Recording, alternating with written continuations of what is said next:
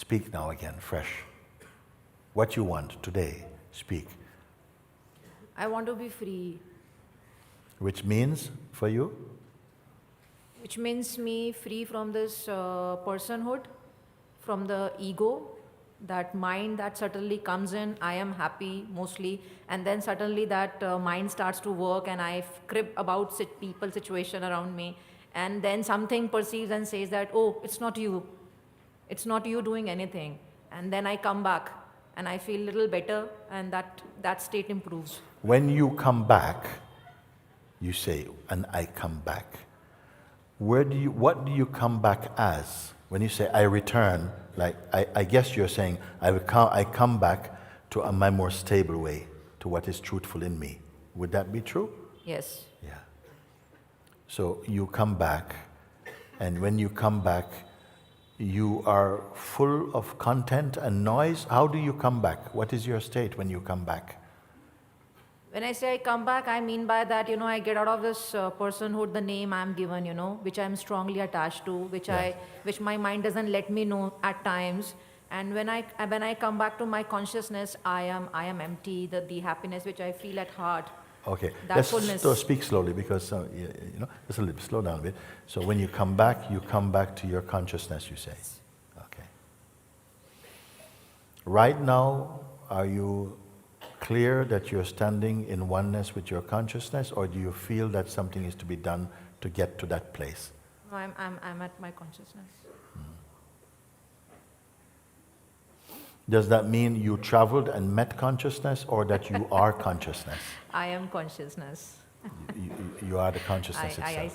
I stay here. Yeah, okay.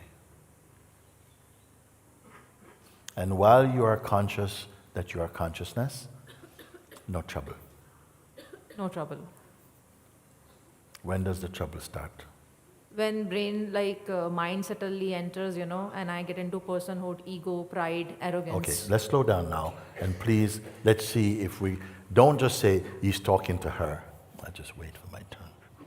No, I'm talking to you, actually.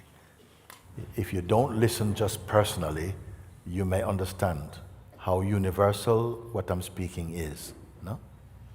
You say, when I'm conscious of my consciousness, it effectively means the mind cannot easily fool me. Sometimes the mind comes, and then I get pulled into the shape of the mind itself, and then disturbance come, maybe frustration come, anger come. Okay? Yeah. When the mind comes in, okay, it says something. It just doesn't come and look at you. It says something. It usually says something that invites you to become a person. It might say some silly thing. You're looking a bit rough today. You go look in the mirror. Oh my God, I don't look. And straight you go into identity. Straight. I'm just making it up as I go. It can say anything. It can say, oh, you may start with a feeling, and it goes, I'm never going to get it, or you're never going to get this. Look how you feel. You're not really following Muji's pointings, are you? You're not doing very well, or whatever it may say. But who is it speaking to? Is it speaking to the pure consciousness, or is it speaking to a self-image you hold onto of yourself? Like a reflex, quickly you get pulled into the shape of the person you have believed yourself to be. Mind comes. Do you go? Mind comes. Does mind come and go? No, he says something. What does he say? Today is going to be a full day. You're not going to have any time to meditate. Which means what to you? Oh, I'm not going to be able to be myself then. Something subtle is playing with you. But it can only play with the idea you take yourself to be. It cannot play with or intimidate the I am presence in you, because from there you can observe the mind has come, mind is here, okay? But if you easily get pulled into identity when mind is here, quickly you are in this place of identity. You cannot get into trouble unless you become personal. I say again because it's worth saying. You cannot be pulled into division and confusion and trouble unless you get pulled into the shape of a person. Because only the personhood mode of consciousness experiences this kind of turmoil. But at the witnessing place, the sense of turmoil and the one who is suffering turmoil is visible. Maybe initially they feel some resistance or some difficulty to see like this because we are not accustomed to challenging our perspective in personhood. You take the personhood stage to be a fact, and what you take to be a fact, you don't challenge. So, mind come. You're peaceful. You're peaceful, feeling peaceful. It's not even that you're feeling peaceful. You are peaceful. You are at peace. Then mind come up as a thought. And it is, in our country, we have a saying. We say, "Duppy know who fi frighten." I'll tell you what it means. It means the ghost knows who will be scared. Okay? We say another saying. Duppy don't go to the parson's house, Duppy go to the person's house. Meaning, the Duppy, the ghost will not go, the parson means the one who is like a monk.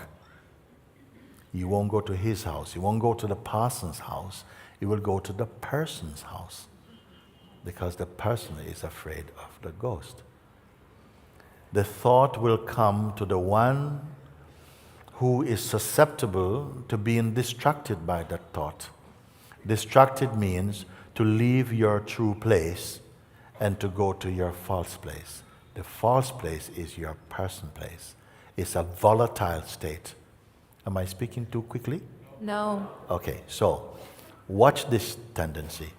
You're at peace, you're here. The mind comes and you're in pieces. You're at peace, the mind comes and go. So what are we going to do? And suddenly you have something to do if you believe. So watch that. Who is the mind speaking to? Presently, you feel it is you, meaning your true self. No. Then speak then from this place. If you say no, then when the mind comes, what happened to you? That is what it tricks me, no? It speaks to the person. That ego becomes so big that I get into that situation in that scenario. No, but you said no. You say... He's not speaking to the consciousness, it's speaking to the person. But you don't know in that moment you are the consciousness. Yes, I don't know that. I am keep traveling. Yes, you see? So something, a capacity in you is capable of listening to that voice and believing that voice, and it pulls you into the shape. Yes. Once you go into the shape, you have to fight from that shape. Do you have to fight from shapelessness?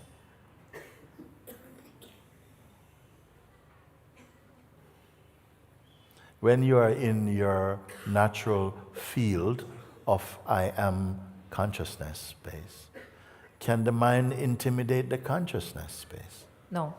So there is within us a capacity, a tendency, a potential that when the voice of the serpent comes and say, blue, blue, blue, blue, something go, mm-hmm. And the minute you go, mm-hmm, and you identify as, mm-hmm, conversations begin. I'm only asking you, I don't say, stop the conversation. No, I said, observe. Because if you observe, you will not lose your true perspective. If you don't observe, like yesterday, and the day before yesterday, and the week before last week, and the month before last month, and the year before last year, and the decade before last decade, and the life before last life, you will keep on listening and feel you're being pulled about, or you're defending your mind because you don't realize it is not your friend. Not yet. It is speaking to the person you take yourself to be and not the truth you are. But you are not yet conscious of the truth you are. When we take ourselves to be a person, then you are transacting in the world. You want this, you have to get this, you have to do this, and so on. You have not yet become aware of the natural state within your own self. As soon as you begin to catch this, a battle rises up in you. It's as though that force in you that is attracted to the carnal identity, that is attracted to the voice of the mind, the psychological mind, that begins to come up to fight for its survival. You know something? It is not real. But for the one you take yourself to be, it will feel very real. If you can begin to observe both the reactions, the actions, the interactions, and the one that is being affected by them, you're out of that trap. You remain as the conscious witness of them. Maybe you're not yet cured, you're not yet fully cured, but you're waking up to the mechanism of the functioning of the egoic mind.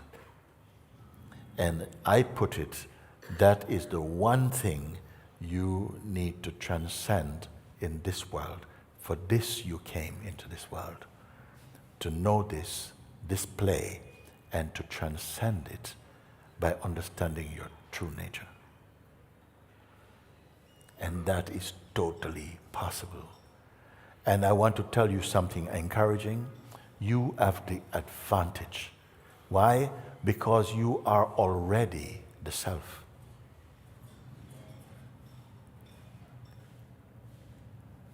It's just while we are sleeping, and sleeping means believing the projections of your mind and conditioning, it is as though we are cut off experientially from the truth that can never leave you, but is only covered over by your mind.